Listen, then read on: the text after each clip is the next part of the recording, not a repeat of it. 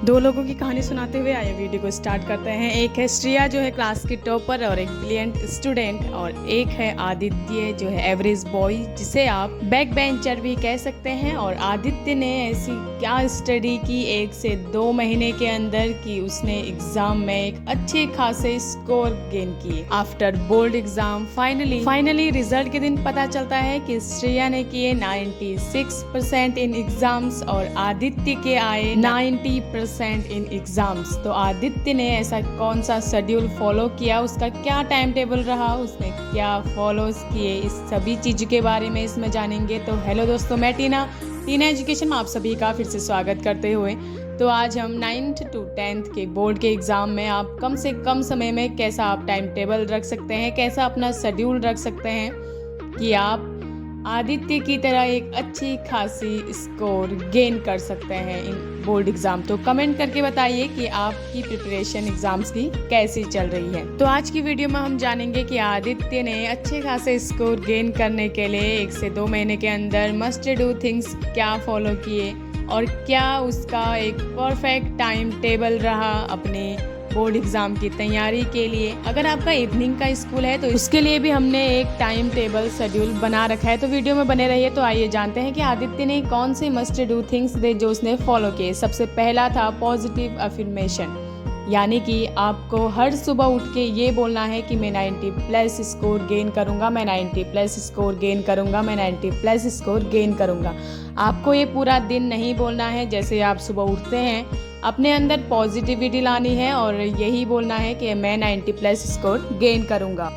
SR का dialogue तो आपने सुना ही होगा कि अगर किसी चीज़ को आप दिल से चाहो तो पूरी कायनात आपसे मिलाने की शिद्दत में लग जाती है। तो वही आपको करना है, दिल से चाहना है और 1 से 2 महीने के अंदर 90% स्कोर गेन करना है और अपने अंदर इतनी पॉजिटिविटी लानी है कि आप 90+ स्कोर गेन कर सकते हैं। उसके बाद दूसरा देखते हैं कि आदित्य ने क्या मस्ट डू थिंग्स फॉलोज किए थे। वो था प्रोमोडोरो टेक्निक, यानी कि अगर आप ऐसे बच्चे हैं जो घंटों तक एक बार बैठ के स्टडी नहीं कर सकते तो आप प्रोमोडोरो टेक्निक यूज़ कर सकते हैं, जिसके आप 25 मिनट पढ़ के 5 मिनट का ब्रेक ले सकते हैं। और 25 मिनट का आप सबसे पहले अलार्म सेट करके 25 मिनट की स्टडी करके उसके बाद 5 मिनट का ब्रेक ले सकते हैं। देन 25 मिनट की स्टडी करके 5 मिनट का ब्रेक ले सकते हैं। इस तरीके से आप अपना टाइम टेबल सेट कर सकते हैं और इस तरीके से टाइम टेबल सेट करने से आप बोर्ड भी नहीं होंगे और 25 मिनट आधे घंटे की पढ़ाई के बाद 5 मिनट का ब्रेक लेने से आपका माइंड भी जो है वो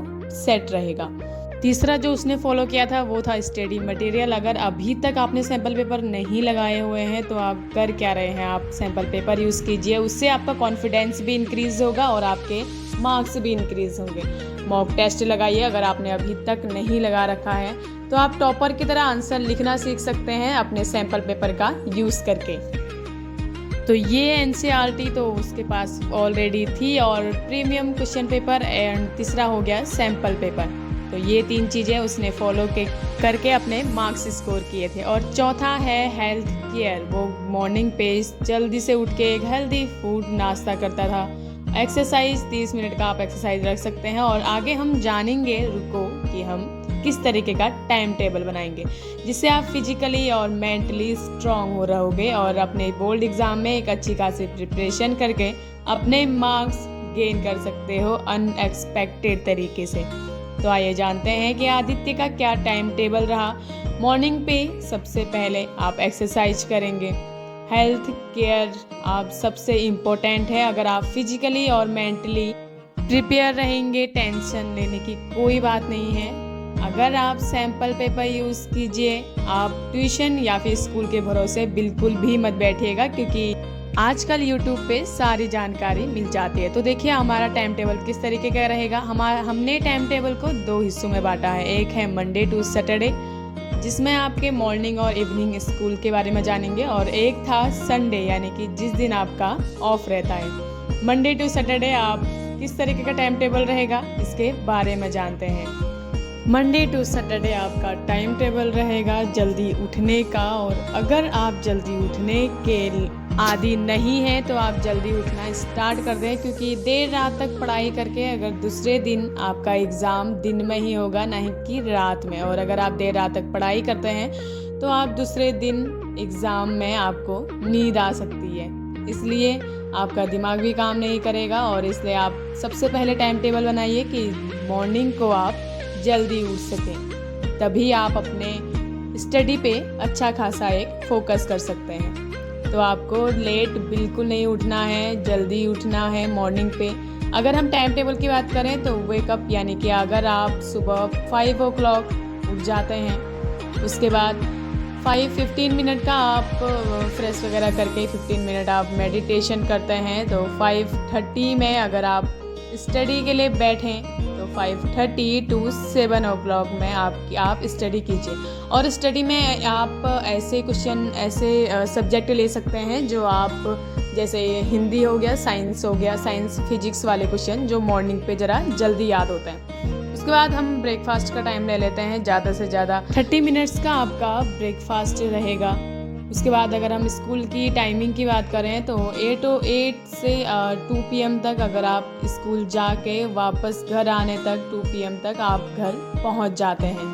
देन आफ्टरनून में स्कूल से घर आने के बाद ब्रेक लेते हैं 30 मिनट का आफ्टर 2 PM के बाद। उसके बाद आप फिर से अपनी स्टडी पे फोकस करते हुए 2:30 to 4 PM आप अपनी स्टडी कंटिन्यू कर सकते हैं। और यहाँ पे आप आफ्टरनून में ऐसे सब्जेक्ट लीजिए जो न्यूमेरिकल हो, जैसे मैथ्स या फिर फिजिक्स के न्यूमेरिकल क्वेश्चन। ऐसे क्वेश्चन पेन और कॉपी दोनों चलनी चाहिए। उसके बाद अगर हम ट्यूशन का टाइम देखें तो अगर आप 4 बजे भी ट्यूशन के लिए निकलते हैं तो 1 घंटे या 1.5 घंटे के ट्यूशन के बाद आप 7 PM तक आप घर पहुंच जाते हैं। उसके बाद आप ट्यूशन से आने के बाद थोड़ा सा रेस्ट करेंगे। आफ्टरनून के बाद हम नाइट का टाइम टेबल सेटअप करते हैं और 30 मिनट्स के ब्रेक के बाद डिनर करने में आपको कम से कम 30 मिनट्स लग सकते हैं। 30 मिनट डिनर करने के बाद आप स्टडी करने के लिए बैठेंगे, यानी कि 7:30 to 9 PM तक आप स्टडी करने बैठेंगे।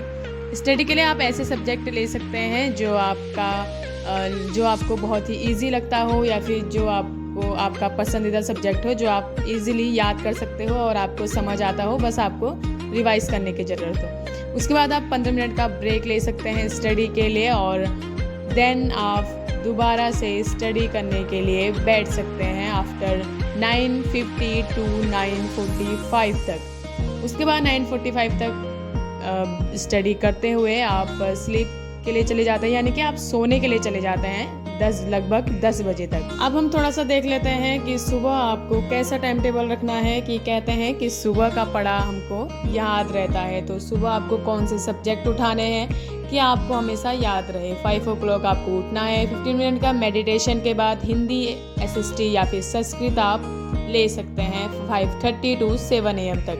उसके बाद 8 o'clock आप अपना 8 to 2 o'clock तक आप अपना स्कूल अटेंड कर सकते हैं, और जैसा कि टाइम टेबल में आपने दिखा हुआ है। और संडे को आप रिवाइज कर सकते हैं, सिंपल पेपर यूज़ कर सकते हैं, जिससे आप टॉपर्स की तरह लिखना सीख सकते हैं। तो ये था हमारा टाइम टेबल। अभी तक अगर आपने प्रिपरेशन स्टार्ट नहीं की है so don't be late. Thank you.